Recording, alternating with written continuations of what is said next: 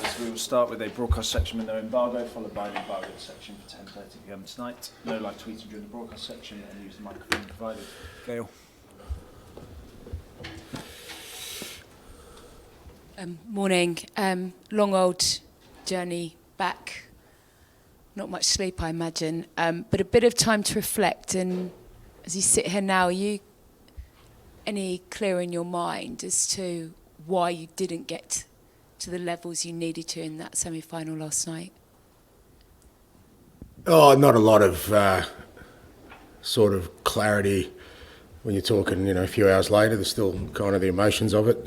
As I said last night, it was a disappointing night for us, disappointing night for the club, disappointing night in terms of the opportunity we had. I said after the game we didn't really perform to the levels we needed to, and Liverpool were too good for us.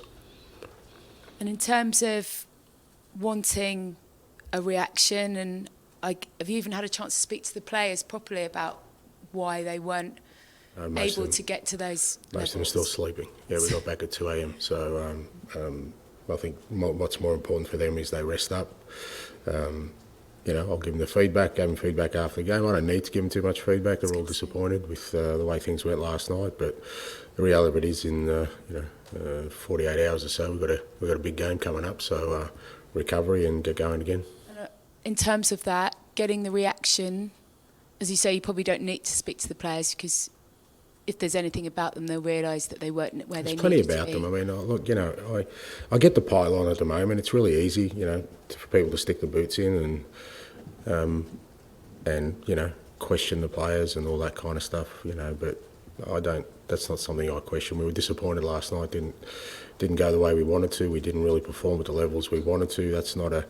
But that doesn't define this group of players by any stretch in my eyes. And we'll go out there on Sunday and put on more of a performance that reflects where we're at. I guess what does define them is that reaction, and you're pretty confident you'll get it from them? Well, like I said, I have a great deal of belief in this group of players and what they're going through and how they're dealing with it. They were disappointed with last night. We're all disappointed. We'll learn from it, and we'll move on. Ian, please. Hi, Ange, how are you? Yep. You mentioned there you get the pile-on, the criticism. Do you have to take it all on your shoulders? No, it's not about taking it on my shoulders. As I said, as I said last night, it doesn't really kind of direct me in what I do and what I think. I said we're an easy mark at the moment. I get that. Obviously, making a semi-final is an absolute disaster because we didn't play well last night. I assume not making the semi-final would have put us in a better place. But that's the way people are kind of seeing us at the moment, and we're an easy mark, like I said. So when we have a disappointing night like we did last night, it gives opportunity for everyone to sort of go as hard as they can. That's fine. There's only one way to change that. That's with us. Just getting back out there and playing football I know we can, and getting a result on Sunday. In the past, when that's happened to teams and they've been an easy target or there's been criticism from left, right and centre at them, they've used that as the fuel to go and prove people wrong, for want of a better expression. Is that what you'll do ahead of Sunday? No, because I don't know which people I need to prove wrong. I mean, like I said last night, it's irrelevant to me what other people's opinions are. People are on the TV and the radio and newspaper to give opinions. I respect that. They're allowed to do that, but that doesn't compel me. I don't have no obligation to listen to any of it or, like, seriously, to get fueled by comments made by people I've never even met. I don't know how you live your life, but I certainly don't live my life that way. That's with all respect with the fact that they are there to give an opinion. That's fine, but it's not like I want to be successful here because I can go to these people and say to them, "Oh, look, you were wrong." I don't even know them. Why would I care where they think we're at? They're a million miles away from us, but they're allowed to have their opinion. Like I said, we're an easy mark at the moment, and look, after last night, there are times you just got to take it, keep your counsel and atone for it in the way that only really matters, and that is with playing the football I know we can. And finally, with Sunday in mind, good thing that it's coming so quickly? Good thing or bad thing? Would you rather have had a week to get it out of the player system on the training ground, or good thing because you can throw them straight onto the pitch and say, right, come on?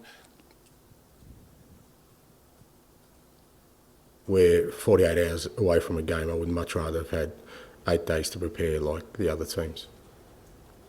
Thank you.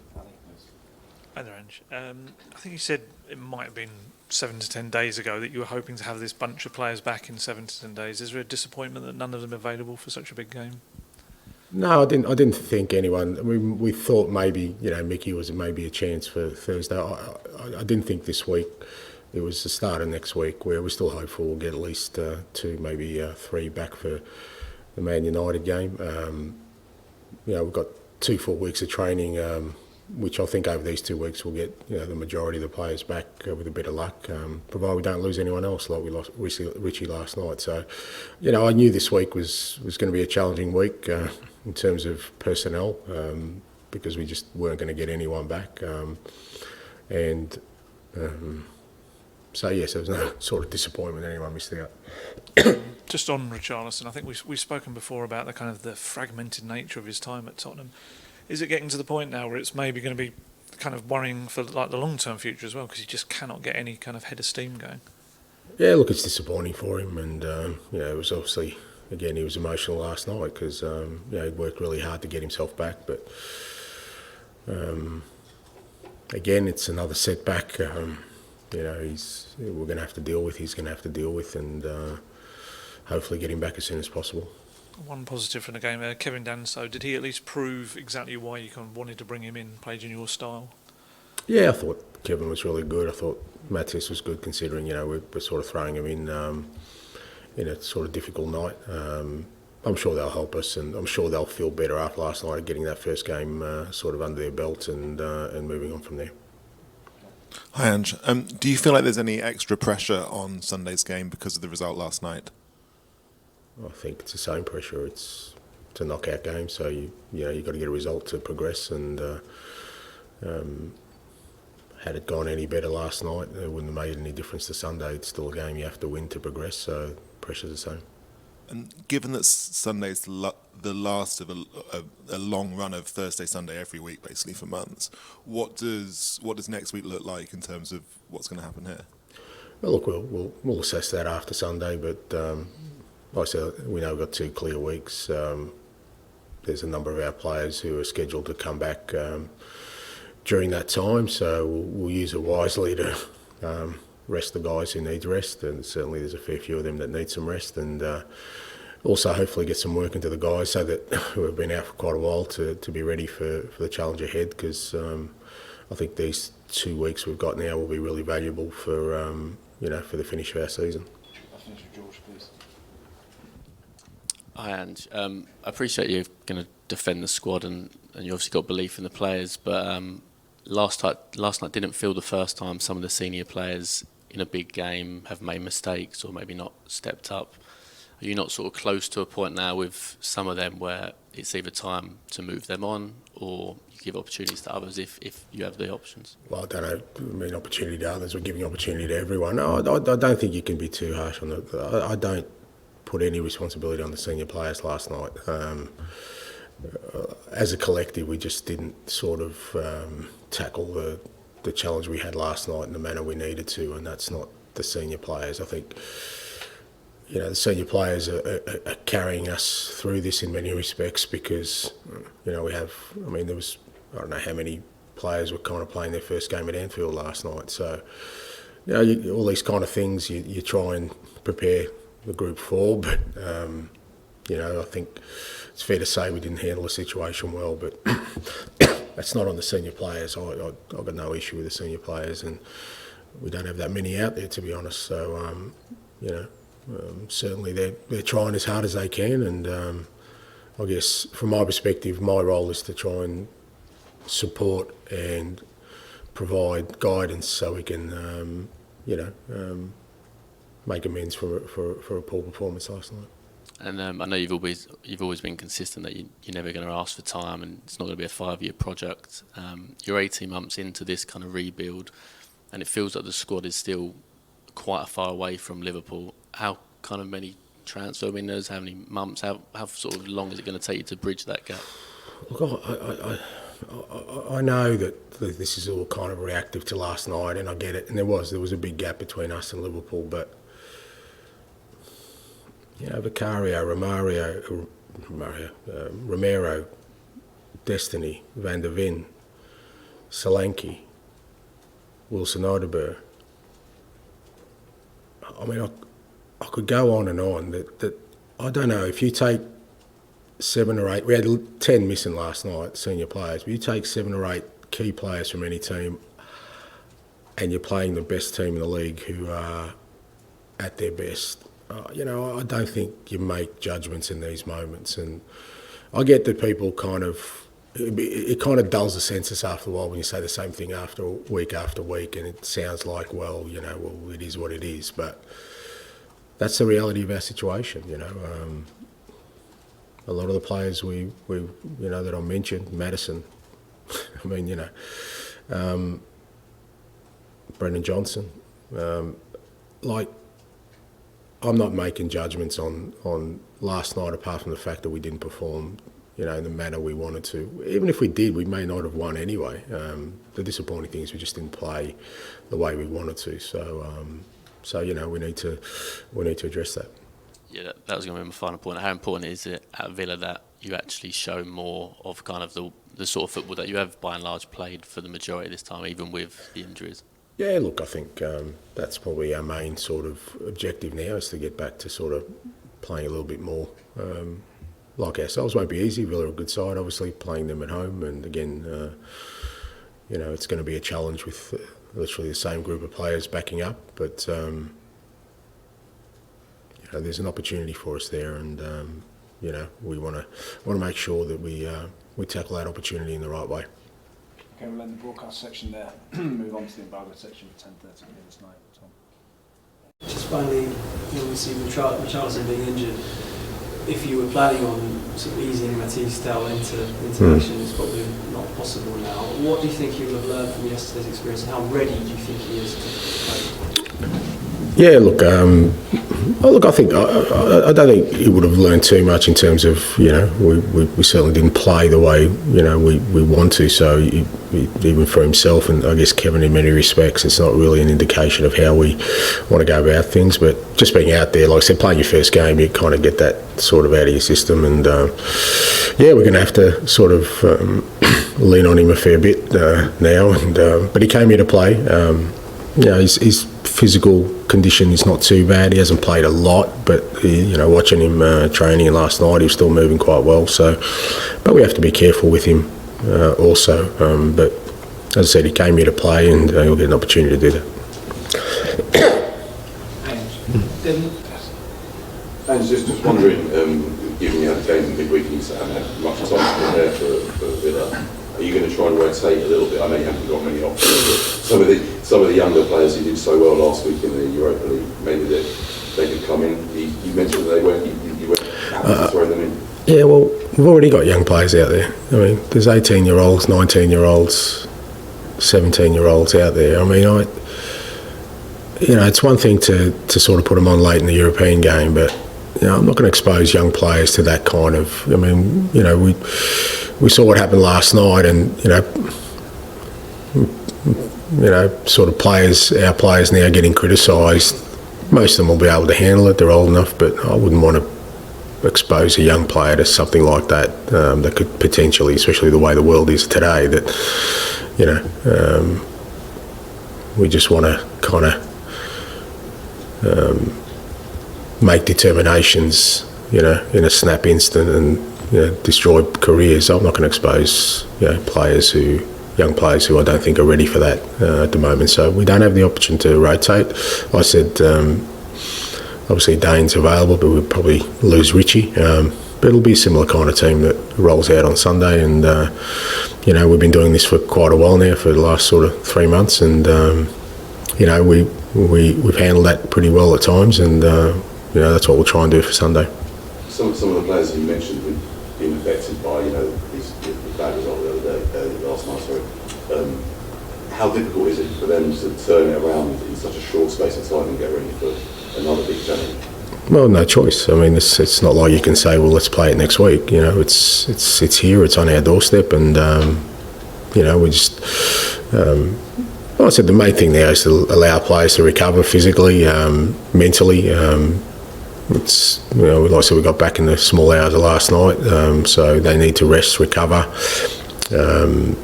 Give them some chance to sort of digest last night and sort of give them some feedback on it, and then move on pretty quickly. North London derby, which you obviously lost, was pretty tightly contested. In the press conference afterwards, you were very strong about being passive and you seemed frustrated. Last night, similar comments, but you seem to be not quite as impassioned after the game in what for many fans felt like was the biggest game of the season. Is there a particular reason why you went down that route? Is it because of trying to protect the players? Or? No, I mean, I don't sort of, gauge the tone of what I say. I think the similarities were there in that, again, we just allowed, a very good team to take control of the game, and in what was, like I said, a big night for the club, big night for our supporters, and a big opportunity for us. We just didn't really handle it really well. We went out there sort of way too conservative in our approach, and we kind of paid a price for that. I think we stayed in the game for I mean, it was only 1-0 at half time, so we're still well in the tie, but I never sensed like we really had that sort of intent to go out there and try and win the game. It was almost like trying to hold on, and that just doesn't work. Obviously, it's a big game of the weekend. Some fans feel like the season hinges on this game. Is that how you see it? No, because then we've got other games afterwards. Look,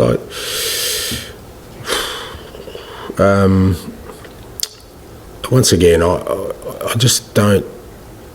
I don't think about what I do in those senses. People will always try and sort of create a scenario where there's some sort of dramatic event, and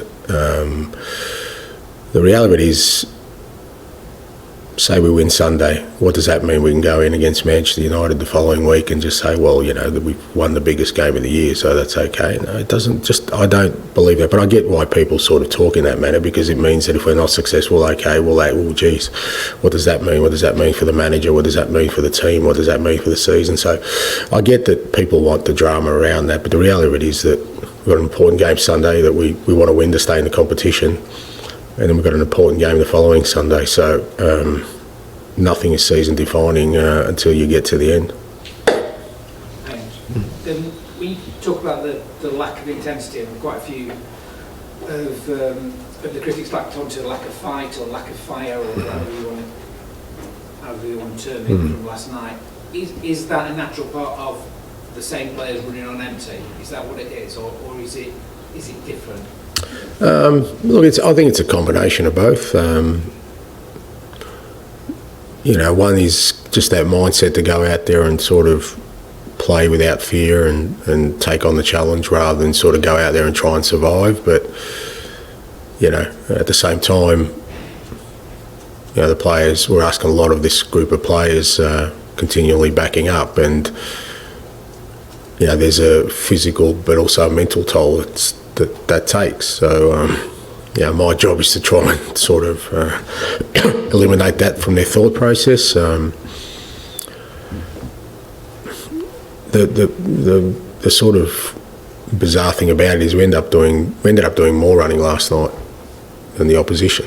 So it's not like by playing that way you conserve energy. But sometimes in your mind you think, if we go out there and press really aggressively and really play at a high tempo, high intensity, will we be able to last? Now, like I said, we've outrun the opposition, but that's because we were chasing the ball most of the night and we were so passive in our approach. So it's about trying to, sort of educate the players on, even when we are sort of asking a lot of them from a physical perspective, it's much more efficient to take on the opposition than to kind of, like I said, try and survive out there or try and sort of save what energies you have for important moments. And I think we've seen, without pretending I know the intricacies of it, you're playing deeper on the pitch. You're not pressing in the other half like you want to do, like you did. Again, is that something that's just a natural consequence of having a different back four, having different people, having them? Yeah, some of it. Yeah, some of it is. It's a combination of these things. It doesn't help when we're constantly changing. But like I said, I think last night, you know, I think we kind of, and look, I always think with these things, well, okay, well, it's easy for me to sit here and sort of say we did this and we didn't do that, but then you're kind of self-reflective and say, well, what sort of information did I give the players before the game? How did I prepare them for what's ahead? And maybe there was some underlying messages that they got around sort of, we're 1-0 up, we've got to limit Liverpool, we've got to be strong defensively because they're such a good side. But I think that just sort of feeds into kind of the game they want to play. Now that wasn't the way I sort of framed it, but you're kind of going, well, why do players sort of take that message out there that, somehow us holding out Liverpool was going to be the way to do it last night? That's certainly not the way I thought we would have a chance of success. And like I said, we could have gone out there and pressed them and still lost the game. That's a very real possibility because they're a very good side and they're in a good moment. But at least if we did that, we'd say, okay, well, we tried to do what we're good at, and it didn't work. We can learn from that. I don't think there's a lot we can learn from last night in terms of our football. There's a lot we can learn about how we handle the situation. Yeah, just related to that. Deep down, all your players believe they could win last night. Yeah, of course. Why wouldn't they? There's no reason why you should go out there not believing you can't win any game of football, but certainly against a team that we beat, a month ago. So yeah, of course they believed it. Just pick up on what you're talking about, the gap with Liverpool and taking all the players you've got out. Once you've got the whole squad back, if that ever happens, how big do you think the gap is between Tottenham and Liverpool?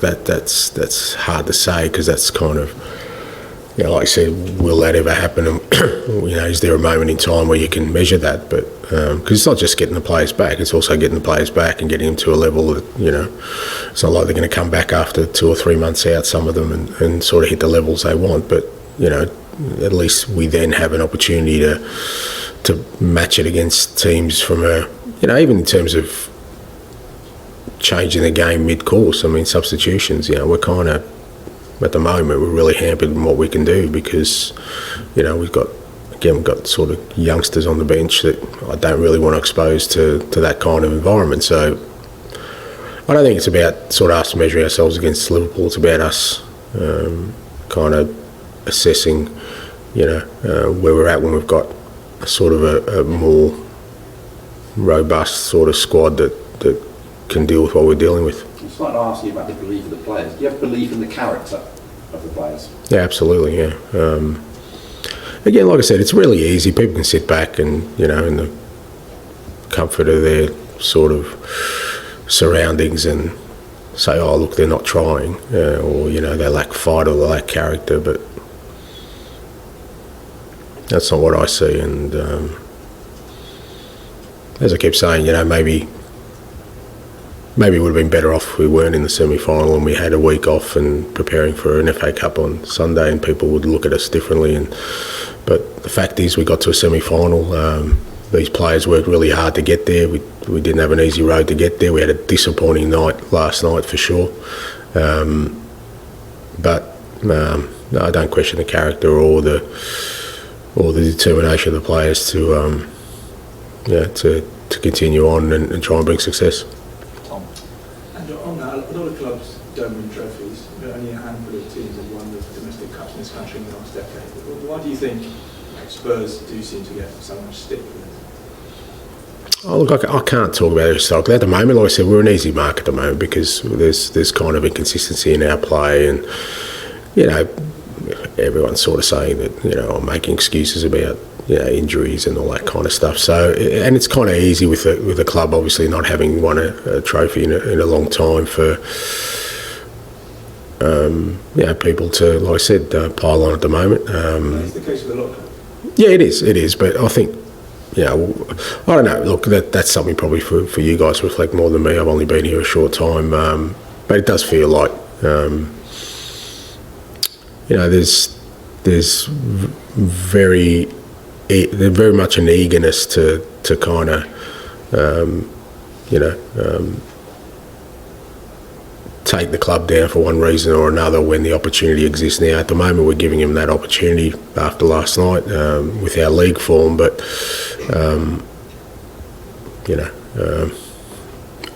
as I said before, I think that can't chart our way forward. That can't be our motivation, trying to sort of change people's opinions who obviously have formed these opinions over a long time. Do you think you're an easy target as well, with your sort of the way you play, your background, people sort of jump into kind of... Again, I think that would fall in the trap of me kind of reacting to this stuff. It is what it is. You have to... Look, I think after a night like last night, whatever comes our way, whether it's to me or to the club, we just got to keep our counsel, understand that it's an easy moment for people to sort of drag you down and deal with it in the best possible way. That is to do your job, focus on the next challenge, and find a way to get to where we want to.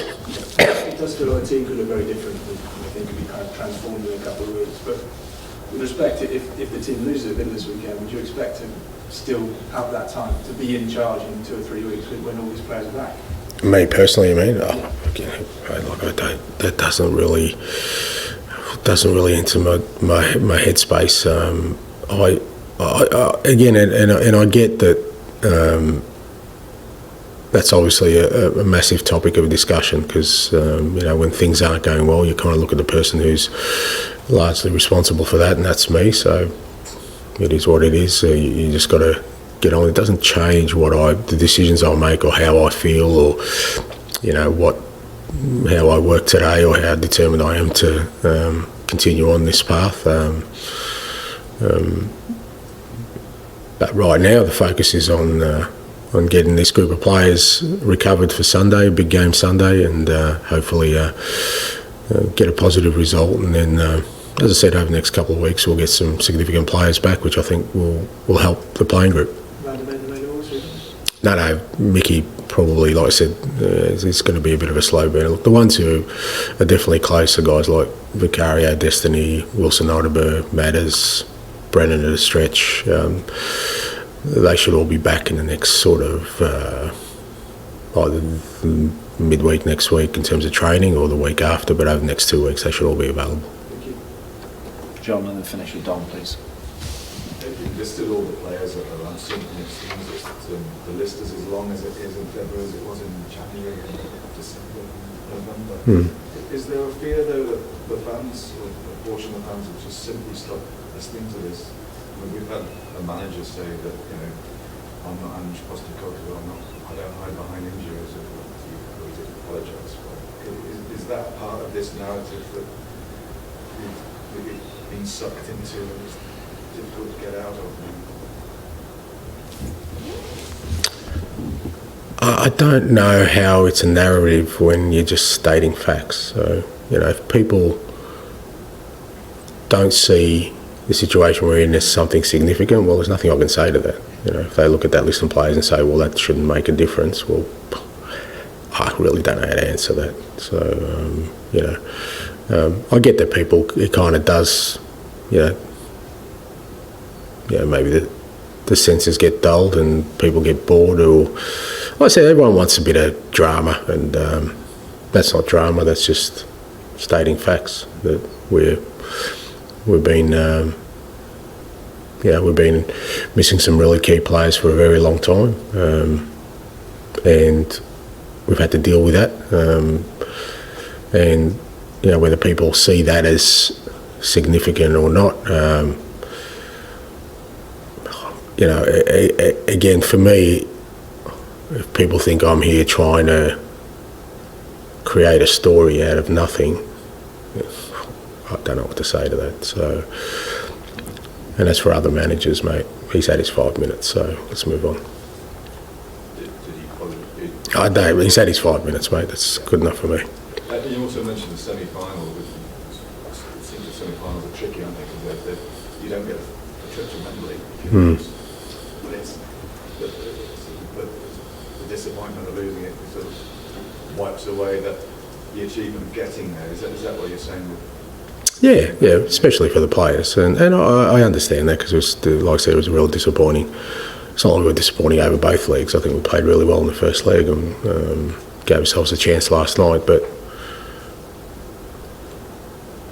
we were one of only 4 teams left, so it would have been better if we got knocked out in the first round and we didn't play last night and had the night off and prepared for Villa on Sunday, and then maybe the noise around us wouldn't be. But I'd much rather be where we were last night, as painful as it was, giving ourselves a chance, and hopefully next time we get into that position, we'll handle it better. Tom, to finish, please. And the injuries during this time, the last couple of months, it obviously impacts your enjoyment in the job, and it makes it less enjoyable because you've got fewer options. Can it get to a point, though? Does it get to a point where it actually becomes unenjoyable? Your role as manager with this unprecedented number of injuries, can it get to the point where it's actually just not that enjoyable? No, it never gets that, because the responsibility I have is not around me enjoying anything. My responsibility lies in trying to steer the club and guide the club, through this process to get us to where we want to. So it doesn't, it doesn't sort of dampen my determination or my will or desire to get us to where we want to. It's a challenge, but again, there's always challenges in football. There's always challenges in management. That doesn't change. But it's not like I woke up this morning and, well, to be fair, I didn't sleep. But it's not like I got up this morning and didn't want to come in. Came in early, and I want to try and help everyone, players, staff, to make sure that we get ready for a big game on Sunday. Does it go the other way? Is it extra fuel having those fewer players, or would you say also not to that level? It's not about extra fuel. Again, I try and take out, because again, it's not about me. It's not about what I feel and what motivates me. It's about the players. They're the ones that have to go out there, and they're the ones that are at the moment. We're going through this really, tough period of asking a lot of a small group, and I don't want them to sense that somehow, how I feel or my emotions are a priority in this. They're not. The priority is the players. How can I and the rest of the staff support the players, guide them, give them direction and feedback, so that we can, get through this and come out stronger. Thank you.